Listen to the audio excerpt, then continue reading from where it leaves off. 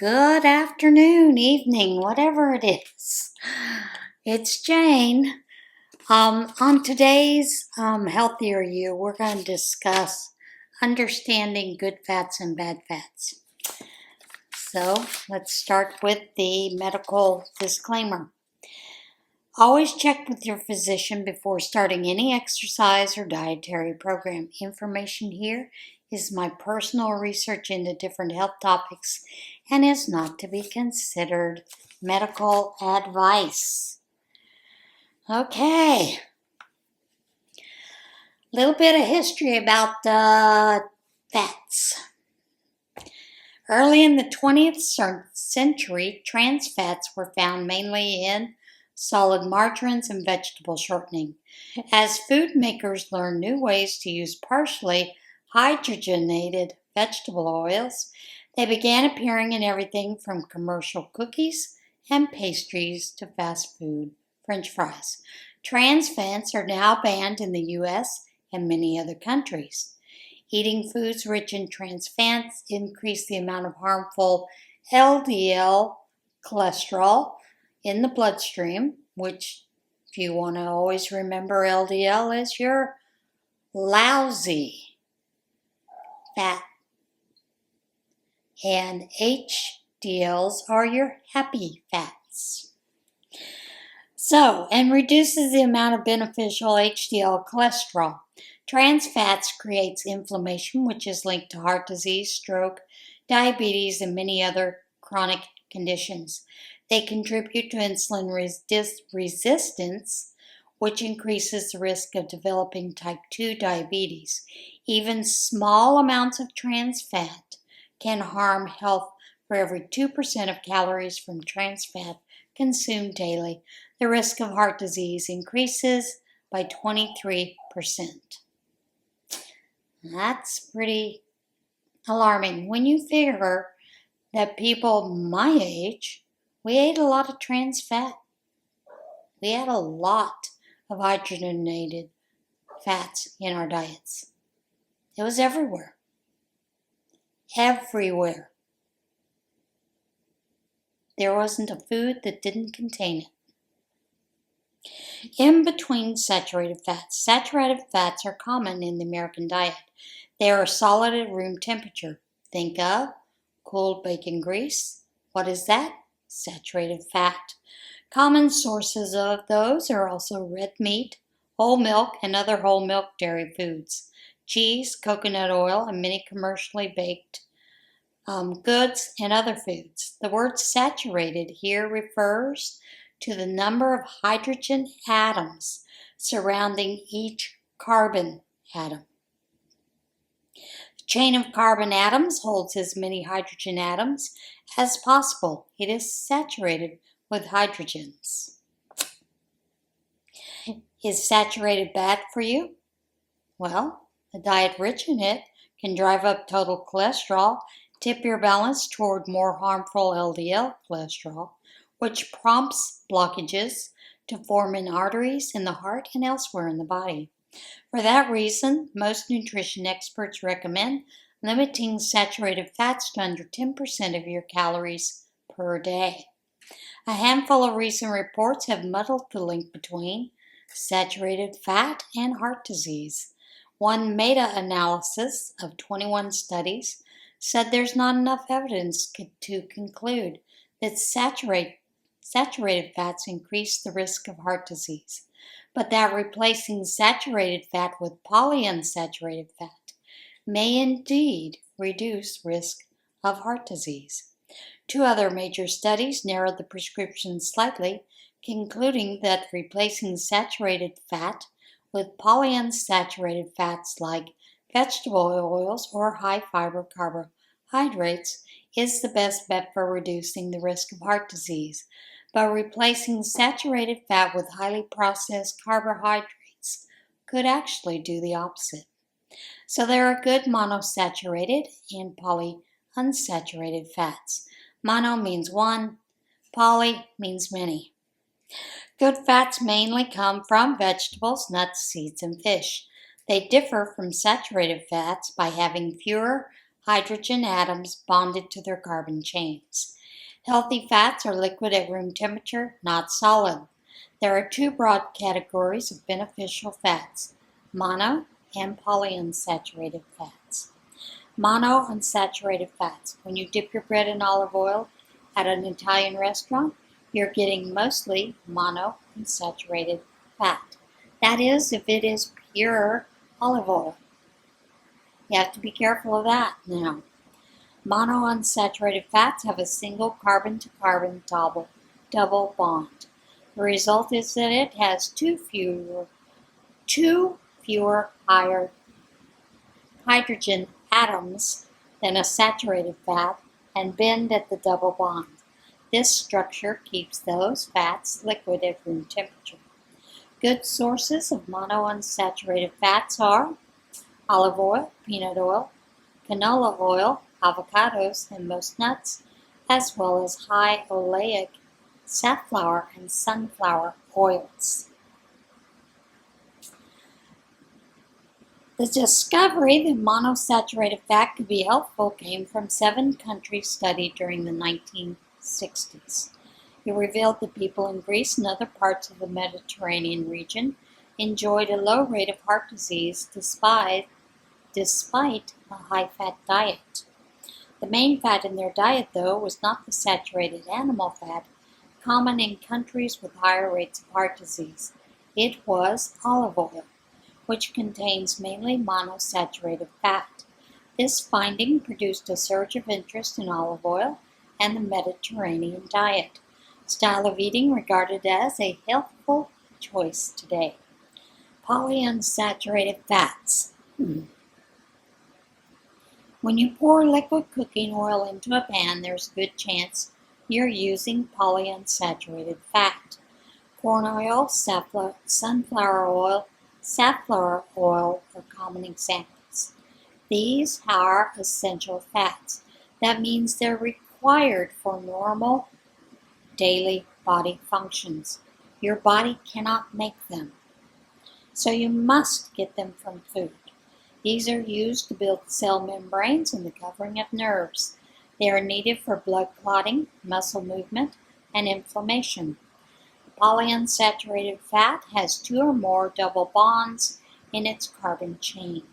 There are 2 main types of polyunsaturated fats, omega-3 fatty acids and omega-6 fatty acid. The numbers refer to the distance between the beginning of the carbon chain and the first double bond. Both types offer beneficial health. Eating polyunsaturated fats in place of saturated fats or highly refined carbohydrates reduces harmful LDL cholesterol, improves the cholesterol profile. It also lowers your triglyceride. Good sources of omega-3 acids include fatty fish such as salmon, mackerel and sardines, flax seeds, walnuts, canola oil, and unhydrogenated soybean oil. Foods rich in linoleic acid, other omega-6 fatty acids include vegetable oils such as soybean, sunflower, walnut, and corn oils. What you need to know about healthy fats and unhealthy fats. There are several types of fat. We've already talked about that. And how fat became a dirty word decades ago. Common sense was to eat fatty foods because it's the most efficient way to get energy. Fat contains more calories by weight than any other nutrient. Over time, 1930s, Russian scientists began feeding animals very high cholesterol diets, which caused atherosclerosis. This is a condition where plaque builds up in the arteries, narrowing them and increasing the risk of heart disease. Atherosclerosis is the most prominent cause of heart disease and stroke. In the 40s and 50s, heart disease in multiple countries decreased. Many attributed this phenomenon to wartime rationing in the World War II. This fueled the belief that fat and cholesterol, which are high in restricted foods, contributed to heart disease. We already talked about the 7-country study. Revealed that there are several important risk factors for heart disease. These included smoking, high blood pressure, weight gain, yo-yo dieting, and blood cholesterol. It contributed to the hypothesis that saturated fat increased blood cholesterol, predicting atherosclerosis and heart disease. However, even decades ago, Ansel Keys recognized that not all fat is harmful. He was skeptical of the importance of dietary cholesterol and showed unsaturated fats reduced the risk of heart disease. Unfortunately, his and other researchers' science has been much misquoted by policymakers, nutritionists, and journalists. Black and white extreme conclusions, such as all saturated fat is bad, or everyone should eat a low-fat diet, are not helpful or correct. The article will demystify the confusing literature about that.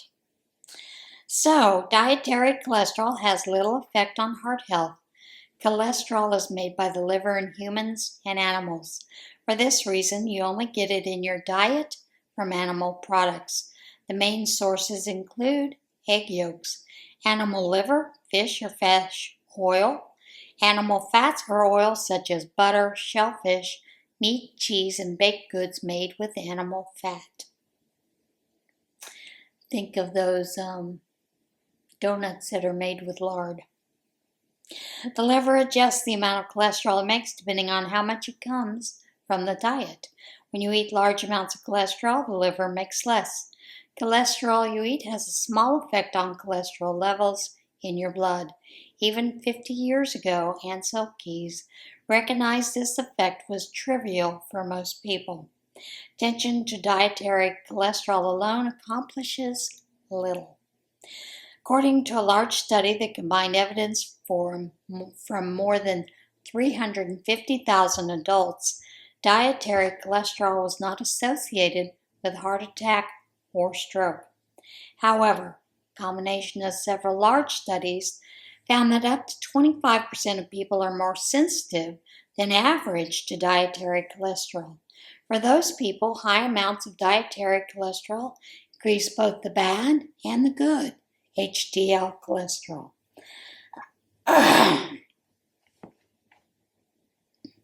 So-called it's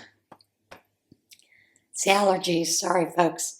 Calling all saturated fats bad is an oversimplification.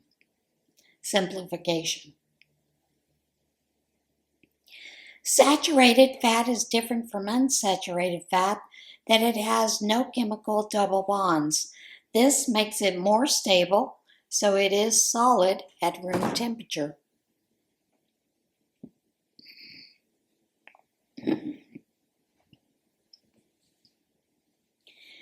Saturated fat is the subject of a great deal of controversy, and nutrition experts don't always agree on how it affects health. There are several reasons why research can be confusing about the saturated fats. Not all saturated fats are the same. While people who give dietary advice often lump unsaturated fats together, there are many different kinds of saturated fats that have different effects on health. Labeling all saturated fats as healthy or unhealthy is simply an oversimplification. One discriminating feature of fats is their length, meaning the number of carbon atoms they contain. Fats may be short, containing fewer than 6, medium, 6 to 10 carbons, long, 12 to 22, or very long, with 22 or more. Your cells treat fats very differently depending on their chain length, which means fats of different lengths can have different effects on your health. Study of 16,000 European adults found that consuming very long chain fatty acids was associated with a decreased risk of type 2 diabetes. So very long chain fatty acids are found in nuts, including peanut oil and canola oil.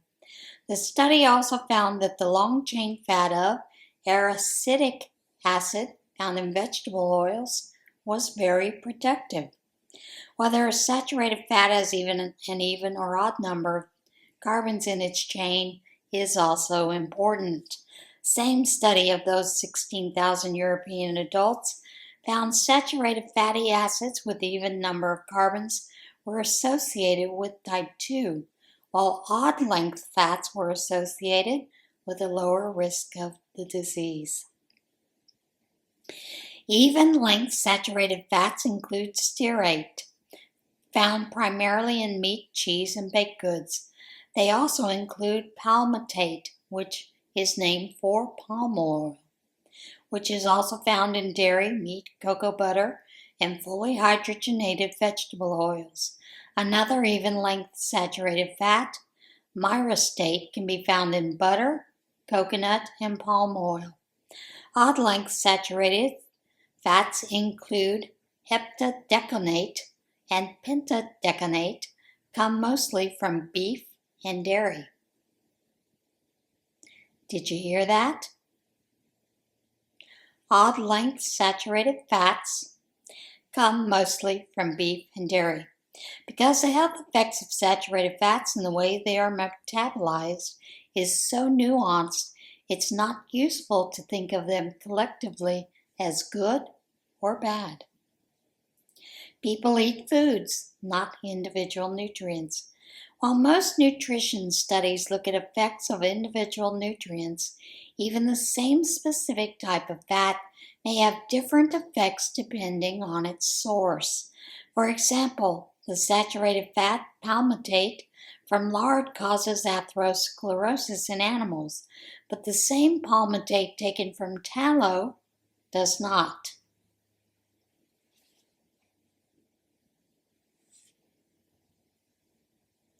So, moreover, recognizing the way fats and lard are connected to one another connected to one another to be more like tallow reverses palmitate's harmful effects. Though these differences are nuanced, the takeaway is that specific foods are more important than the type of fat it contains. For example, an avocado contains the same amount of saturated fat as 3 slices of bacon. Bacon increases the levels of bad LDL cholesterol. However, eating about a half to 1.5 avocados daily actually reduces levels of bad LDL, according to a study of 229 adults. This is probably partly due to the difference in the kinds of saturated fats in avocados and the way they are structured. However, avocados also contain healthy plant compounds that may deliver other benefits. So when you're deciding which fats to include in your diet, choosing a variety of healthy foods, including vegetables, nuts, seeds, and fish, is more important than focusing on the individual fatty acids. Other factors in your diet change the effects of saturated fat. While researchers look at associations between saturated fat and health, they often think of saturated fats as coming from meat, cheese, and other dairy. However, in reality, 15% of saturated fat in the American diet comes from carb-heavy desserts, including cakes, cookies, pastries, and candies. Another 15% come from junk foods, such as burgers, fries, pizza, and chips, and another 6% from dairy-based desserts. Let's throw out all the good stuff, right? When these junk foods and desserts are represented in research only by their saturated fat content, it becomes difficult to tell their health effects apart from those of other foods that also contain saturated fats. For example, cheese contributes more saturated fat to the Western diet than any other single food. However, the largest study of cheese looked at its effect in over 177,000 adults over the course of 5 to 15 years and found no link between cheese and early death. Another large study following hundreds of thousands of adults for up to 25 years found consuming milk, cheese, and yogurt did not increase heart disease and even slightly reduced the risk of stroke. Regarding meat, a study of more than 1.6 million adults found those who ate the highest amounts of processed meat had roughly a 20% higher risk of heart disease and death from any cause than those who ate the lowest amounts. Study also found that those who ate the highest amounts of red meat had a 16% higher risk dying from heart disease than those who ate the lowest. However, it's important to note that people sometimes wrongly attribute the effects of unhealthy diet to saturated fats. Diets high in saturated fat tend to be high in calories and can lead to weight gain. So it can be easy to blame saturated fats for the effects that may actually have been caused by excess calories and weight gain.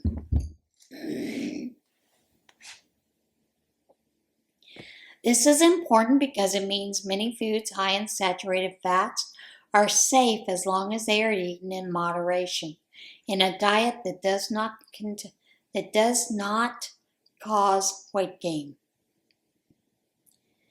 Industrial, not natural, trans fat cause heart disease. Trans fats are made industrially by hydrogenating vegetable oil in a process that involves bombarding it with hydrogen gas.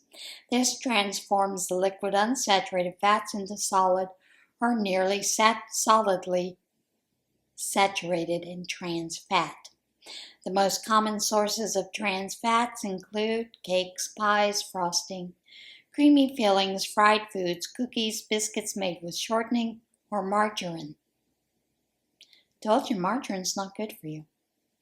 Oils that are fully hydrogenated become indistinguishable from saturated fats and are treated as saturated fats by the body. Trans fats, however, at least the ones made from vegetable oils, are foreign to the body and contribute to atherosclerosis and heart disease. 39-month study of atherosclerosis in heart arteries of 50 men showed that disease worsened faster in men who consume more trans fat. The increase in atherosclerosis increased the risk of heart attack. A study examined 209 people who had recently experienced heart attacks and found they had higher levels of trans fats in their fat cells compared to 179 who had not had heart attacks. In the U.S., food labels are now required to list the amount of trans fat per serving. Unfortunately, companies are allowed to round down to zero. The amount per serving is less than 0.5 grams. That's wrong. This is especially troublesome given that a serving size is not regulated, and companies may manipulate the serving size to be less than you would typically eat at one time in order to claim 0 gram trans fat per serving. To avoid this, take a look at the ingredients. If they list partially hydrogenated, then the food contains trans fats and should be used very sparingly. While industrial and artificial trans fats are clearly harmful, dairy products and meat contain small amounts of naturally occurring trans fat. These natural trans fats are not associated with heart disease and may actually be beneficial. Unsaturated fats are heart healthy. Unlike saturated fats, unsaturated fats have double chemical bonds that change how your body stores and uses them for energy. Unsaturated fats are heart healthy, though some are more than others.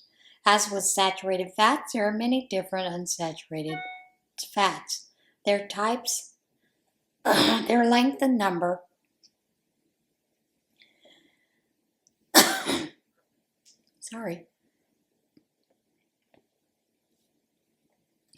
And the position of the double bonds influence the effect in the body. Monounsaturated fats are good. They are plentiful in olive, canola oils, and avocados. They can also be found in tree nuts, including almonds, walnuts, pecans, hazelnuts, and cashews. Polyunsaturated fats are even better. These are potentially even better than monosaturated because in a study it showed that replacing the high saturated fat with polyunsaturated fat sources reduced the risk of heart disease by 19%. Polyunsaturated fats are found primarily in vegetable and seed oils. Omega-3 fatty acids also have health benefits. These are found in seafood, especially fatty fish like salmon, herring, bluefin tuna, and albacore tuna. One study in 45,000 adults used the amount of omega-3 fatty acids in blood and fat tissue to estimate the amounts of omega-3s in the diet. It found that a high omega-3 intake was associated with 10% lower risk of heart disease. Not all studies have found the same benefits, and some people have concerns about eating fish because it can be a source of mercury, which is toxic if consumed in large amounts. However, the U.S. Food and Drug Administration and Environmental Protection Agency have stated that 2 to 3 servings of fish weekly is the safe upper limit, though this depends on the type of fish. They recommend against regularly eating fish with the highest levels of mercury, including large fish such as mackerel, marlin, swordfish, and big-eyed tuna. Albacore and yellowfin have smaller amounts of mercury and are considered safe to eat up to once weekly, while salmon, trout, and whitefish are safe to eat 2 to 3 times a week.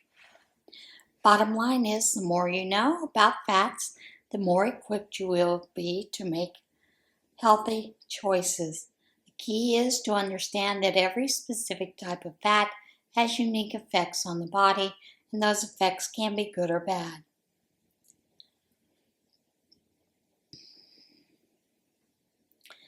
Just remember that unsaturated fats are consistently heart healthy, while industrial trans fats are consistently harmful.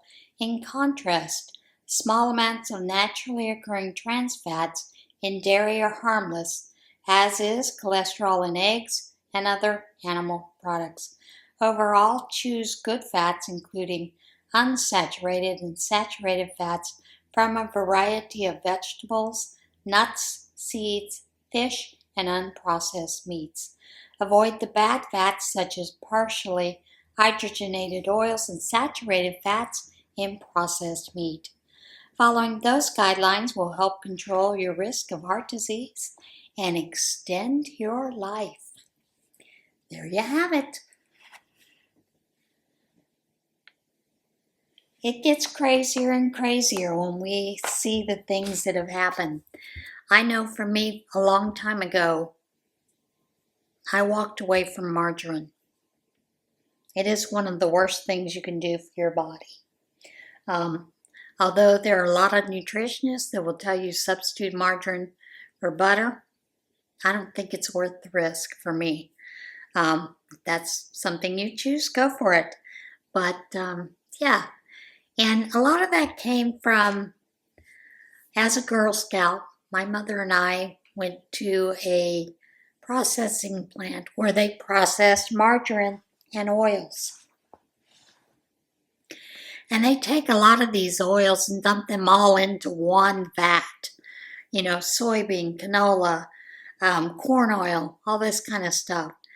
They introduce high heat, hydrogen gases, all kinds of things. And they even use rancid oils in the making of margarine. And when they so much into it, between coloring, flavoring, you name it, to make it taste good, so that it overpowers that rancid smell of that rancid oil. So yeah, plus it's like one molecule away from plastic. So, you know, choose your battles wisely, I guess, what they say. All right, that is it. I hope some of this helped you with some information about those fats, about being careful of those things. Of course, you know, tallow comes from the bone of beef, so, you know, can't be a bad thing. But then again, it's kind of hard to get the tallow out of the bones. You know, of course, you can get a lot of that if you're making bone broth and using a lot of bone broth in your cooking.